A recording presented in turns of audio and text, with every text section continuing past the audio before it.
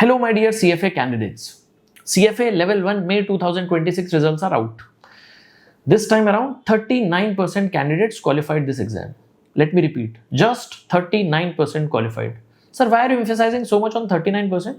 Because अगर मैं इस एग्जाम को हटा दूं और पिछले 10 अटेम्प्ट्स की ग्लोबल एवरेज देखूं तो वो 42 से 45% के आसपास रहती थी. इसका मतलब ये है कि इस बार एग्जाम्स के रिजल्ट्स थोड़े से स्ट्रिक्ट रहे हैं, थोड़े से परेशान करने वाले रहे हैं बच्चों के लिए. सर, वॉल स्ट्रीट पर रिजल्ट कैसे रहे? God has been really kind to us. Just like the previous attempt, this time around as well, 4-5 candidates have already breached 1800 का score. 1700 plus में तो बहुत सारे candidates हैं. Obviously 1600 to 1900 is the magical figure. बहुत से candidates ने इस exam को successfully qualify किया है. The results for us have almost been at par with the previous attempts, previous 2, 3, 4 attempts. तो हमारे लिए रिजल्ट्स में कुछ खास चेंज नहीं आया, बट आई कुड अंडरस्टैंड कि अगर रिजल्ट ओवरऑल गिर के 39 पे आए हैं तो ये ग्लोबली सबके लिए थोड़े परेशान करने वाले रहे होंगे. अगेन बोस्ट ऑफ नहीं कर रहा हूँ, ऐसा नहीं कह रहा हूँ कि कुछ हम में खास है ऐसा जो हमारे रिजल्ट्स अच्छा है. God has been really kind to us. हमारा फोकस बहुत ज़्यादा रहता है कि बच्चे बहुत ज़्यादा रिगर से पढ़ें, 6, 8, 10 रिविजन्स करें, 14 मॉक एग्जाम्स दें, दिन में 8-10 घंटे की पढ़ाई करें, उस जगह पहुंच जाएं कि आखिरी एक हफ्ते में 3 रिविजन्स कर पाएं. The process is such that candidates जो इस प्रोसेस को बहुत अच्छे से फॉलो करते हैं, they end up getting very good results. The credit goes to the candidates, not to me. The credit goes to their family who have been so supportive to them. उनकी prayers काम आई, तो credit goes to them, not to me. ईश्वर की बहुत बहुत कृपा है. God has been really kind that such results do come our way. It's nothing else. I don't want to take a single ounce of credit in this. Now, मैं video क्यों record कर रहा हूँ? Look, I know for a fact that अगर आपका exam qualify हो गया, you have been successful and you are moving to level 2, आपके माइंड में कुछ क्वेश्चंस होंगे. If you have not qualified this attempt, you have to rewrite your level 1 exams, तो आपके माइंड में कुछ क्वेश्चंस होंगे. ये 2 कैटेगरी ऑफ स्टूडेंट्स बन गए. Category 1 successful candidates, category 2 fighters who will be writing this exam again. मैं इन दोनों कैटेगरीज के जो भी स्टूडेंट्स हैं, उनके जो भी क्वेश्चंस हैं, उनको बहुत ज़्यादा एक्सटेंसिवली केटर करना चाहता हूं.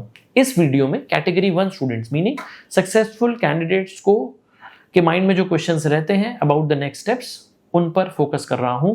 कैटेगरी 2 कैंडिडेट्स के लिए एक वीडियो सेपरेटली रिकॉर्ड की है, हमारे यूट्यूब के चैनल पे जाके जरूर देखिएगा. I am 100% sure it will add a lot of value to your journey ahead. आइए कैटेगरी 1 के कैंडिडेट्स के मन में जो 2 मेजर सवाल होते हैं उन्हें डिस्कस करते हैं.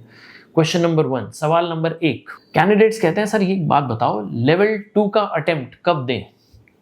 What should be the ideal time to prepare for level 2 exams and what would be a good attempt? नवंबर 26 में एग्जाम दे दें या नेक्स्ट मई तक के वेट करें? That was question number 1. Question number 2 that is there in the mind of the candidates is, sir CFA के साथ साथ कोई और भी कोर्स कर लें? तो ये 2 सवाल है. पहला, अटेम्प्ट कब देना है, दूसरा कोई और कोर्स करना है या नहीं. सबसे पहले क्वेश्चन नंबर 1 को टारगेट करते हैं, दैट इज अटेम्प्ट कब देना है. इस क्वेश्चन को आंसर करते करते ही मोर और लेस सेकंड क्वेश्चन भी आंसर हो ही जाएगा. जो कुछ बच जाएगा फिर अलग से क्वेश्चन नंबर 2 को केटर कर लेंगे. आइए क्वेश्चन नंबर 1 से स्टार्ट करते हैं. Question number 1, when should we write our level 2 exams? सुनना, इट्स लाइक दिस. क्या आप थियोरेटिकली स्पीकिंग नवंबर 2026 का अटेम्प्ट लिख सकते हैं? The answer is very much yes. क्या आपको नवंबर 2026 में रियलिस्टिकली इस एग्जाम को लिखना चाहिए? The answer is no. Let me repeat this. नवंबर 26 में एग्जाम लिखा जा सकता है, पर मेरी एडवाइस होगी प्लीज ऐसा मत करना. सर ऐसा क्यों? बिकॉज मेरा ये मानना है कि लेवल 2 का एग्जाम लेवल 1 से ए ज्यादा डिफिकल्ट और इंट्रिकेट है, बी वो बहुत ज्यादा, मतलब the course is way much more extensive. Because of all this I am saying that level 2 is 5x 10x more difficult than level 1. Sir बाकी सब छोड़ो, इसके बारे में डिटेल में बताओ. हमको तो आपने डरा ही दिया कि लेवल 2 का एग्जाम बहुत डिफिकल्ट होने वाला है. एडिटर साहब यहाँ वीडियो लगाओ बच्चों के लिए, लेवल 2 वर्सेज लेवल 1 वाली, why is level 2 5x more difficult वाली वीडियो लगाइए. कैंडिडेट्स आप जाके वाली वीडियो देखिएगा. मैं अपनी मेन लाइन की चर्चा पर आगे बढ़ता हूँ. नवंबर 2026 में अटेम्प्ट लिखा जा सकता है, पर मेरा सजेशन है मत लिखिएगा, because it becomes way too much more difficult. Right. The only exception is if you are in post graduation, MBA, second year वगैरह, अगर आपको ऐसा लगता है कि जल्दी से एग्जाम नवंबर में लिख लूं तो मेरी प्लेसमेंट्स बेटर होती हैं, तो बात अलग है। फिर आप नवंबर 26 में अपना अटेम्प्ट लिखिए, CFA लेवल 2 को व्हाट यू कॉल अपने CV पे लाइए and move ahead to level 3। Mind you, अगर आप ऐसा करने वाले हैं तो you should very well understand कि आपको 600, 700, 800 घंटे की पढ़ाई अभी से करनी पड़ेगी नवंबर 26 में अटेम्प्ट लिखने के लिए। आइडियली स्पीकिंग, अगर आपको नवंबर 26 में अटेम्प्ट देना था तो आपको अपने मई 26 के लेवल 1 के एग्जाम के 2 दिन बाद ही पढ़ाई चालू कर देनी चाहिए थी। सर ऐसा कोई थोड़ी करता है, अरे मेरे क्लास में स्टूडेंट्स बैठे हैं जो ऐसा कर रहे हैं, कैसे मान लूँ मैं।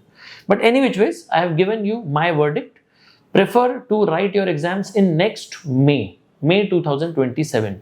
Now that was the answer for your first question. अब एक बार केस स्टडी मैनर में डिस्कस कर लेते हैं कि किस स्टूडेंट को कौन सा अटेम्प्ट देना चाहिए।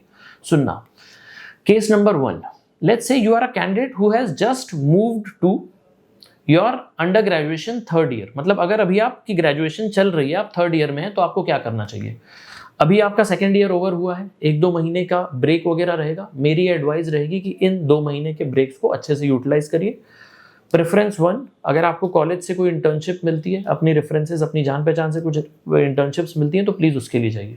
अगर वो नहीं मिलती तो इन 2 महीने को यूटिलाइज करके बहुत अच्छे स्किल्स सीखिए। Financial modelling, valuation, Python, fundamental analysis, technical analysis, आप ऐसे ही स्किल्स सीख लीजिए। That is one way of utilising the next 2 months really well.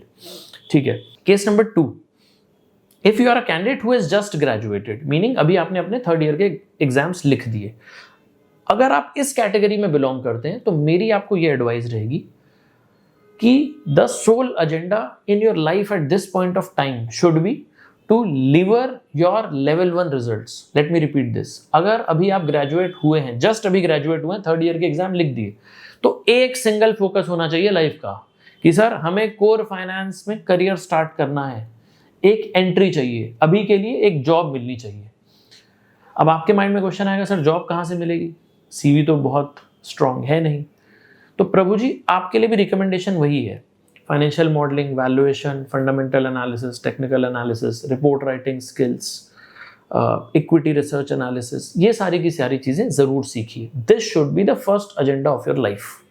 ठीक है सर, एग्जाम कब लिखना है? दोनों की दोनों कैटेगरी ऑफ स्टूडेंट्स को एग्जाम मई 2027 में ही लिखना है। Category number 3, you have already graduated, आप फुल टाइम स्टडी करके ही अपना लेवल 1 लिख चुके हो, अब लेवल 2 लिखना है। आपके लिए तो और ज़्यादा स्ट्रॉन्ग रिकमेंडेशन है कि ये सारी की सारी स्किल सेट्स वगैरह जो मैंने अभी बोली है सारी सीखिए और जल्दी से जल्दी जॉब लेने की कोशिश करिए। Let me what you call give you a crux. अगर आपकी ग्रेजुएशन चल रही है तो आपका इंटेंशन होना चाहिए इंटर्नशिप ढूंढना, 2 महीने इंटर्नशिप करना या फिर स्किल सीखना। अगर आप ग्रेजुएट अभी जस्ट हुए हैं या फिर आपने लेवल 1 भी what do you call full time student बन के ही दिया था, अगर आप इन दोनों कैटेगरीज में हैं तो aggressively financial modelling, valuation, research, fundamental research, technical research, equity research, skills को डेवलप करने का होना चाहिए। कुल मिलाकर मैं ये बोलना चाह रहा हूं कि अगर if you are already a graduate, your intention should be to start your career, even if it comes at the cost of delaying your level 2 attempt from May 2027 to August 2027। Finance के career में job start करनी है, ये agenda है। Full time पढ़ाई करके preferably level 2 का exam नहीं देना चाहिए। लॉन्ग स्टोरी शॉर्ट, एक बार अभी तक का सारा डिस्कशन को क्लोज करते हैं। एग्जाम प्रेफरेबली मई 2027, 1 साल का समय है। सिर्फ और सिर्फ पढ़ाई नहीं करनी है CFA की, साथ में या तो जॉब करनी है अगर ग्रेजुएशन हो गई है तो, अगर ग्रेजुएशन नहीं हुई है तो 2 महीना इंटर्नशिप करनी है। For all the 3 category of students, my recommendation is that you should start your level 2 preparation in next 1 month itself. Sir ऐसा क्यों रिकमेंड कर रहे हो? ऐसा है बच्चों कि मेरे हिसाब से लेवल 2 की preparation 6 to 8 months, 7 to 8 months type का टाइम लेती है, 2 से 3 महीने का रिविजन। तो it's a very good 9 to 10 months plan that you already have. तो इस महीने के एंड तक के प्रिपरेशन स्टार्ट करिए, मतलब जुलाई एंड तक के आप प्रिपरेशन स्टार्ट कर लें। 8-9 महीने में प्रिपरेशन होगी, 2-3 महीने रिविजन में जाएंगे। शुरू के 2-3 मंथ्स ज़्यादा फोकस स्किल्स पे हो सकता है, और जैसे जैसे आप समय में आगे बढ़ते जाएंगे आपका ज़्यादा focus towards CFA level 2 move कर जाएगा। This should be the agenda, this is how I think you should move ahead. मैंने 3 कैटेगरी ऑफ स्टूडेंट्स का डिस्कशन कर लिया। 4th category of student, let's say you have just moved to your third year of under graduation, अभी आप college में हैं, third year में हैं, और आपका साथ साथ में मन है कि सर मुझे कैट लिखने का मन है, मैं MBA करना चाहता हूं, would you recommend doing so sir? Look, मेरा आंसर बहुत कैटेगरिकल होने वाला है. If you are a candidate who can get into top 20 colleges in this country, then MBA से अच्छा कुछ प्लान नहीं है. देन मैं आपको ये रिकमेंड करूंगा कि आप अगले 3, 4, 5 महीने ना कोई इंटर्नशिप करिए, ना ही अपने कॉलेज को बहुत ज़्यादा तवज्जो दीजिए.